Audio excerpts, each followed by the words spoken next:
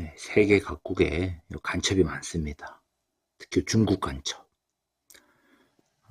어떤 분들은 뭐 요즘 세상에 간첩이 어딨냐, 뭐 어쩌고저쩌고 하지만 진짜 많습니다. 그리고 우리가 생각하는 그 상상 이상입니다. 미국에서 잡힌 중국 간첩. 그리고 이제 필리핀, 나오죠? 가장 최근의 일이었죠. 필리핀 시장. 결국 중국인 맞았나.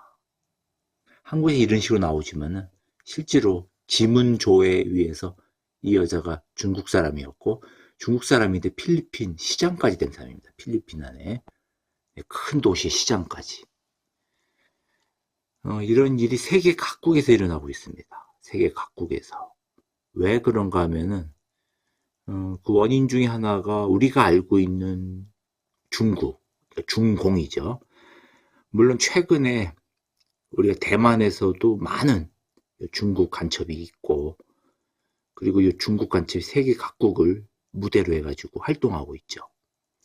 일단 그 이유 중 하나는 중국은 법적으로 흔히 공민, 자기들 그러니까 국민들이죠. 국민.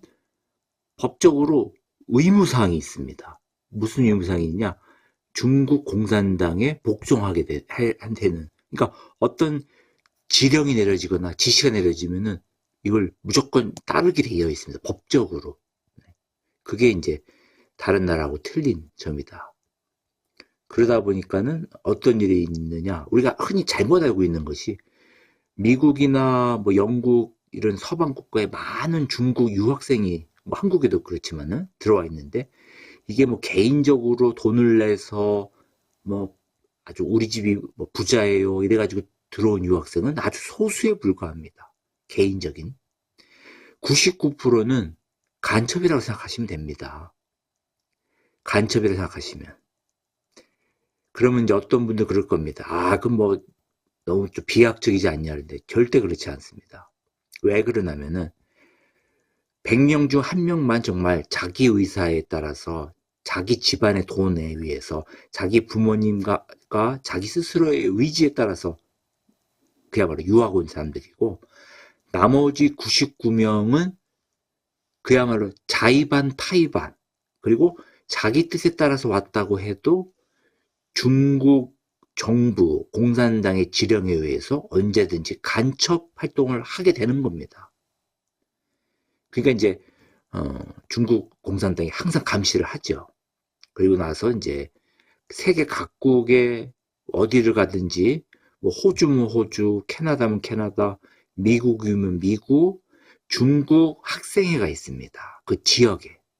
그 지역의 그 학생회, 그러니까 중국에서 온 사람들, 그 학생회는 자국의 중국 정부의 관리하에 되어 있습니다. 그리고 세계 각국의 중국 경찰 조직이 있다는 거 아시죠? 네, 그거 연계되어 있습니다. 결국은 처음부터 간첩으로 지정돼서 여기 가서 무슨 짓을 해라 이렇게 지시가 내려지지는 않겠지만은 예를 들어서 A라는 학생이 호주의 시드니에 가서 공부를 하고 있다. 그러면 나중에 그 학생에게 정부, 중국 공산당이 지령이 가는 거지요. 뭐뭐에 대한 정보를 캐라. 뭐 혹은 누구누구에게 접근해서 여자든 남자든 그 자연스럽게 접근해서 무슨 정보를 캐라. 그리고 심한 경우에는 이 사람을 꼬셔가지고 이 사람을 너의 남편으로 만들어라. 혹은 이 사람이 여자면 남자, 남자면 여자 이렇게 사람을 동원해서 포섭을 합니다. 그리고 이제 작게는 이 사람을 친중화시켜라. 그래서 뭐 자금을 전달하거나 그리고 그렇지 않으면은 식사 대접을 먼저 시작을 하겠죠. 차 한잔 하자부터 시작을 해가지고 식사 대접을 해서 자연스럽게 포섭화 시킵니다. 이게 친중화 시키는 거죠. 이런 게 한두 건이 아니고 그것이 생활화되어 있다고 보시면 됩니다. 외국에 나와 있는 중국 유학생들이 그걸 한국도 알아야 되는데 그걸 전혀 모르고 있다는 거. 결국은 중국 유학생 100명 중 99명은 간첩 활동을 하게 된다. 한 명은 어떤 사람이냐? 집안이 아주 부자면서 당간부니까 따로 간첩 지령할 필요가 없는 거죠. 그 스스로가 간첩이니까. 결국은 중국 유학생 대부분은 간첩 행위를 하고 있다. 그리고 작건 크던 중국 정부에 도움이 되는 행위를 하게 됩니다.